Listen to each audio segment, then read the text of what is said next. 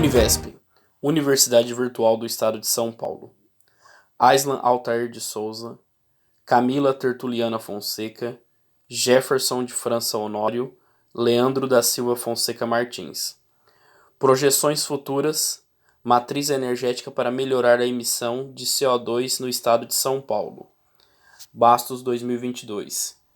Trabalho de Projeto Integrador 1, DP.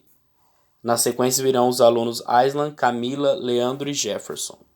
Projeções futuras, matriz energética para melhorar a emissão de gás carbônico no estado de São Paulo. Objetivos de Desenvolvimento Sustentável, Agenda 2030 da ONU. Tem a ver com a ODS 7 e a ODS 11. Vamos ver no próximo slide. E acessível a 11 cidades e comunidades sustentáveis.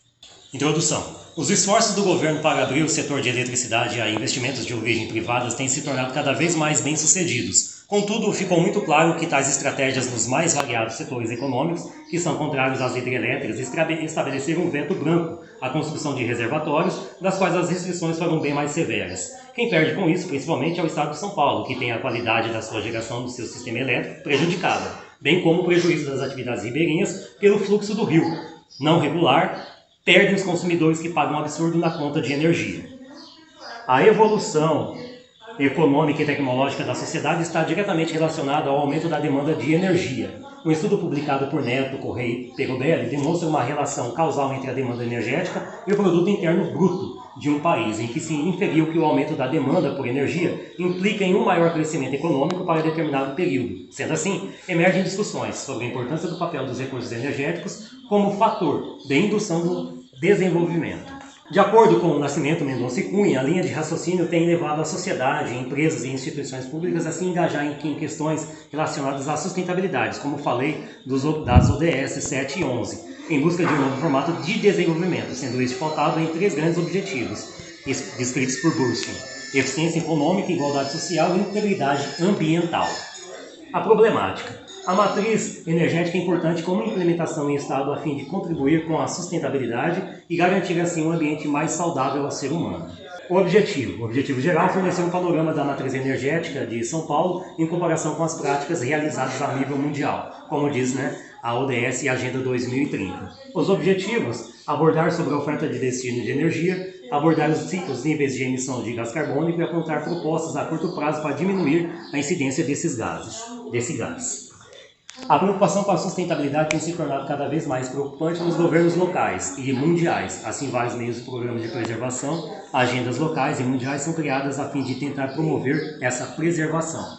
Assim, esse trabalho se justifica, devido mostrar a importância da adoção dessas medidas a fim de diminuir a exposição de CO2 no maior estado nacional, o estado de São Paulo. Energia e desenvolvimento sustentável. A crise energética mundial decorre da escassez progressiva dos recursos não renováveis e poluentes, como o petróleo e o gás natural, que são uma das principais fontes de energia. A partir de então, iniciou-se a necessidade de procurar por novas formas de energia, que pudessem ser reutilizadas e onde tivessem fontes inesgotáveis e que prejudicassem o mínimo possível o meio ambiente. A crise energética brasileira é causada por outra circunstância, como a maioria da energia utilizada no país é provinda de usinas hidrelétricas e que houve uma queda considerável nos níveis de chuvas no país. Isso ocasionou uma queda nos níveis de reservatório e, consequentemente, uma queda considerável na produção de energia elétrica para o fornecimento. O Brasil também enfrenta outro problema em relação à energia, este relacionado com a distribuição, pois suas linhas são antigas e possuem várias falhas. Podemos ver também que neste trabalho há um comparativo com mais outras 2 possíveis fontes de alimentação do sistema, geradores a diesel e uma pequena central hidrelétrica. Como foi citado anteriormente, toda a produção de energia gerada até hoje tem seus resíduos. Portanto, esse comparativo é essencial para uma análise e tomada de decisão. As fontes energéticas podem ser classificadas da seguinte forma: não renováveis, que são aquelas encontradas na natureza em quantidades limitadas, cujo ciclo de formação é de milhões de anos, e que uma vez esgotadas, suas reservas não podem ser regeneradas. Um exemplo dessas fontes de energia não renováveis são o petróleo, gás natural, carvão e o urânio, como fonte de energia nuclear. Já as energias renováveis são aquelas em que a renovabilidade de suas fontes se dá um ciclo contínuo, que se repete em espaços de tempo relativamente curtos, ou seja, suas fontes têm capacidade de manter-se disponíveis durante um longo prazo.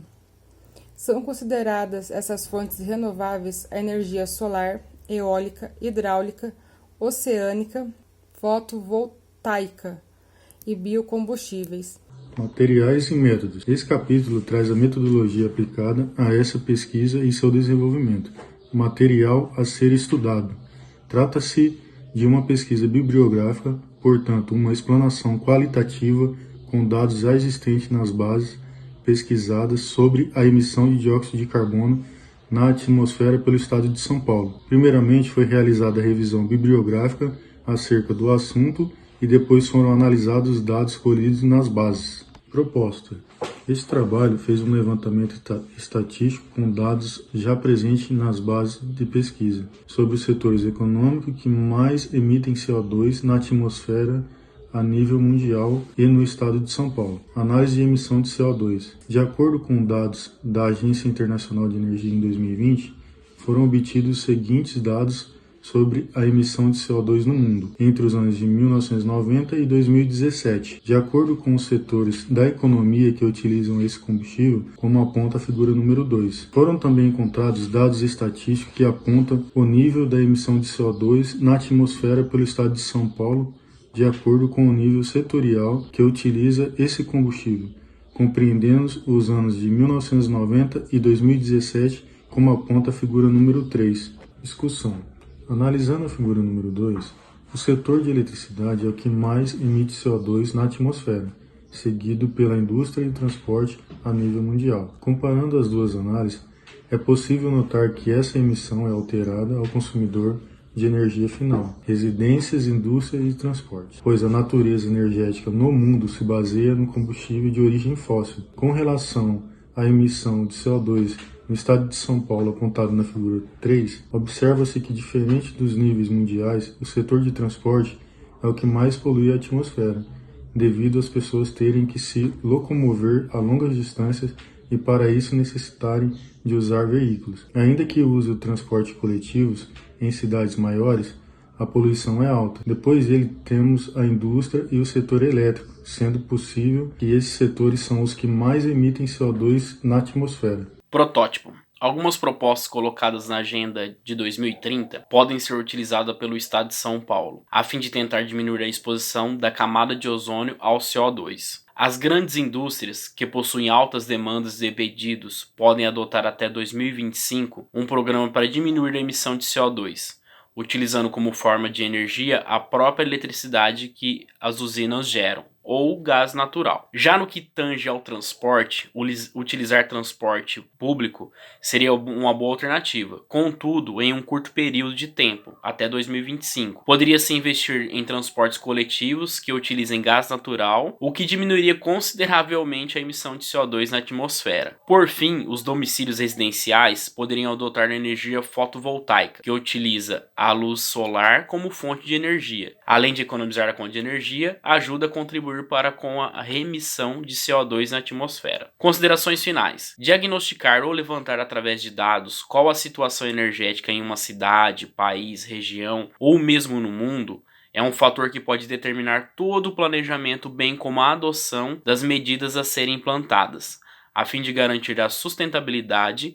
Assim, ao comparar a energia ofertada e o destino que ela recebe no estado de São Paulo, a nível mundial e nacional. O método de análise utilizado para entender e avaliar o fluxo energético da região em um estudo auxiliou na proposição de estratégias energéticas para melhorar o nível de emissão de CO2 no país em um curto período de tempo, alinhando a oferta de energia e o consumo final e a emissão de CO2.